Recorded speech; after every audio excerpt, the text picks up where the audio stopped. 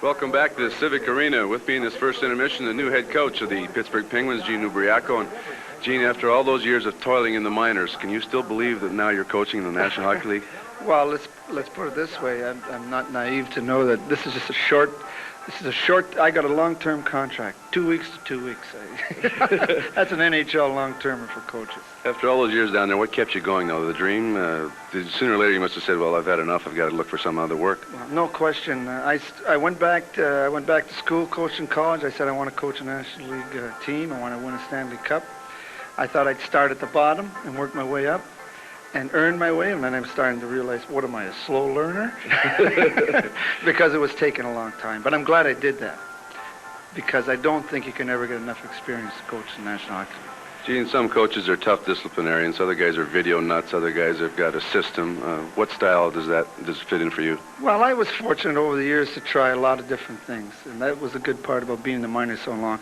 And then I developed my own strategy, my own system, and I really do have. Let's go back. I set up a book that I was going to go through, and I'm going through, and I'm working it.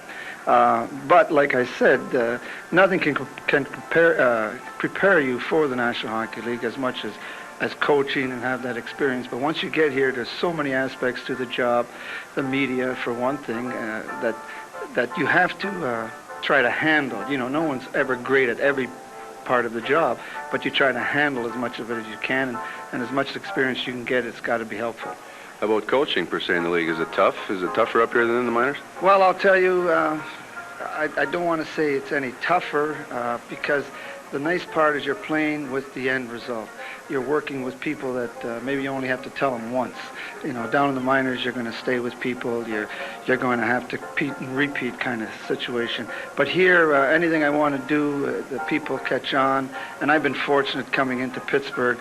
The people that I have, the quality talent that I have, and the best part is the kind of people they are. They really gave me an opportunity to be a coach in the National Hockey League. They could have made it difficult, I think, but they've made it as easy as possible. And I said I had two ways of coaching, one for thoroughbreds and one for mules. And I'm still into the thoroughbred type of coaching, and that's the best way. We all enjoy being talked to properly and being professional about our job. And whereas if you're dealing with a mule, you have to use another strategy. And I'm very fortunate I don't have to do that. You've got a couple fine thoroughbreds in Lemieux and Coffey. How do you deal with them? No problem. I think that a lot of people don't realize how badly these people want to win. They're not superstars because of all the points they get. They're superstars because they relate to people. People can play off them. People get better because of them, and because of the kind of human beings they are. I think that coming in here, a lot of people say, how are you going to handle those people? Well, you don't handle them. You manage them. You try to maybe break down barriers for them. Try to stay ahead of them so that just let's make sure that no one's getting in front of them, no one's confronting them. Let's make sure they got a lot of room for them to be as creative as they want to be. Gene, you've had a lot of experience in the past working with the Stan Mikita's Hockey School for the Hearing Impaired. Has that helped you at all? Well, like I used to say when I was in the minors, the deaf kids, they can't hear, but they listen. The deaf school just tells me what hockey can do for people. Hockey's a great sport to develop people. It makes them more responsible. And that's what we do with the Deaf Hockey School. Our boys some of them are in college.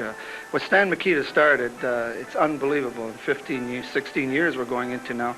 What he started and helped so many kids, he's got to be a proud man for what he's done. Irv Tianabek, of course, our president, is another man. The two of them started the school.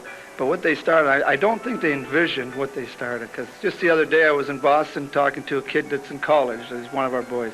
So some of these kids are up and about and doing very well. We're looking forward to seeing you at this hockey school this summer, and good luck the rest of the year in the Patrick Division. All right, thank you. Nice talking to you.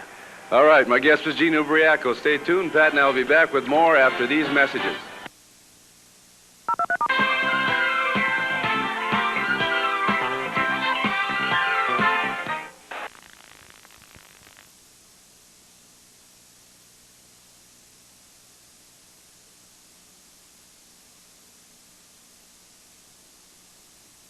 Year round. Sports Gifts carries all pro-licensed merchandise with new shipments arriving daily. Sports Gifts has something